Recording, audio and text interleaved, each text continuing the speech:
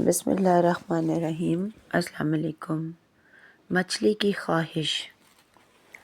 حضرت عبداللہ بن عمر کی ایک آنسو بن جانے والی کہانی۔ کبھی کبھی انسان کو کوئی بڑی آزمائش نہیں توڑتی، کوئی بڑی مصیبت نہیں ہلاتی، بلکہ ایک چھوٹی سی خواہش انسان کے اندر کا سارا نظام ہلا دیتی ہے۔ وہ خواہش جو بظاہر بے ضرر لگتی ہے، مگر اگر مان لی جائے تو کل وہی خواہش زنجیر بن جاتی ہے۔ یہ کہانی بھی ایک ایسی ہی خواہش سے شروع ہوتی ہے۔ حضرت عبداللہ بن عمر رضی اللہ تعالیٰ عنہ شدید بیمار تھے۔ جسم میں کمزوری تھی، زبان پر ذائقہ نہ رہا تھا، دل کسی کھانے کو مان ہی نہیں رہا تھا۔ گھر والے بار بار کہتے کچھ کھا لیجئے، طبیعت سنبھل جائے گی، مگر آپ خاموش رہتے۔ کئی دنوں بعد بس اتنا فرمایا، اگر کہیں سے مچھلی مل جائے تو شاید میں کھا لوں۔ یہ کوئی حکم نہ تھا، نہ کوئی ضد، بس ایک کمزور بدن کی ہلکی سی خواہش تھی۔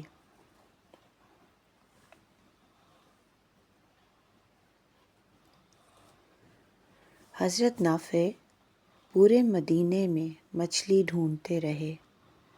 ایک دن، 2 دن، 3 دن، مدینہ میں مچھلی نہ ملی۔ چوتھے دن بڑی مشکل سے 1.5 دینار کی مچھلی ملی۔ حضرت نافع خوشی خوشی مچھلی لے آئے۔ حضرت عبداللہ بن عمر نے لقمہ توڑا ہی تھا کہ دروازے پر ایک فقیر کی صدا آئی، اللہ کے نام پر کچھ کھانے کو دے دو۔ آپ کا ہاتھ رک گیا، آنکھوں میں نمی آ گئی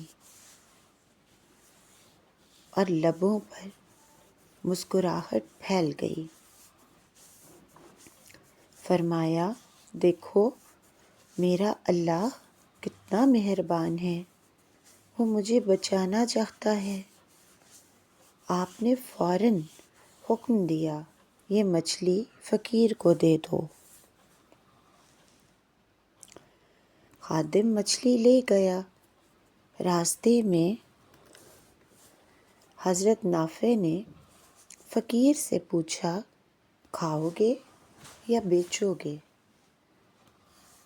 فقیر نے کہا، جو بہتر ہو کر لوں گا۔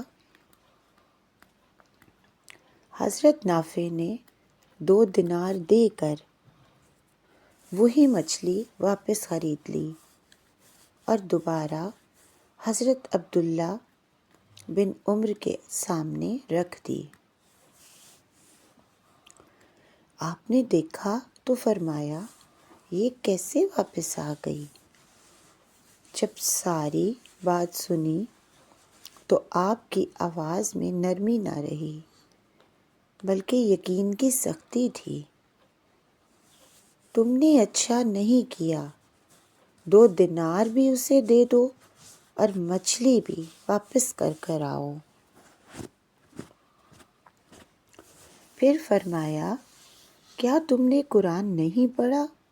اللہ فرماتا ہے، تم نیکی کو نہیں پا سکتے جب تک اپنی محبوب چیز اللہ کی راہ میں خرچ نہ کرو۔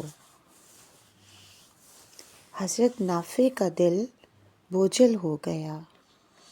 4 دن کی محنت، ایک بیمار آقا اور مچھلی پھر واپس۔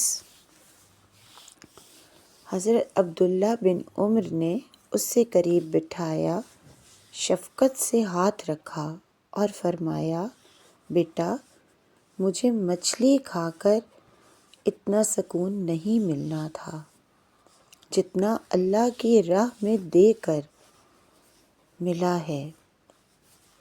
اگر آج میں اپنی خواہش پوری کر لیتا تو میرا نفس کل مجھ سے اور مانگتا،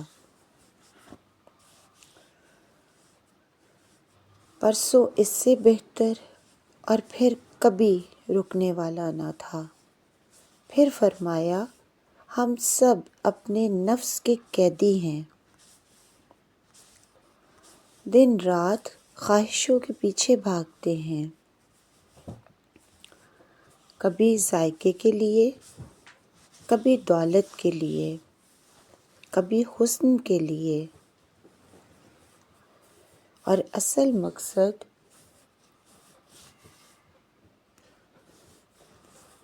زندگی کہیں پیچھے رہ جاتا ہے۔ خاموشی چھا گئی، پھر آپ نے آہستہ کہا، جو شخص اپنے نفس کو تھوڑا تھوڑا پیچھے ہٹانا سیکھ لے وہی اصل میں آزاد ہے، ورنہ انسان ساری عمر اپنی خواہشوں کا غلام ہی رہتا ہے۔ یہ کہانی ہمیں یہ نہیں سکھاتی کہ مچھلی حرام ہے یا خواہش گناہ ہے، یہ ہمیں یہ سکھاتی ہے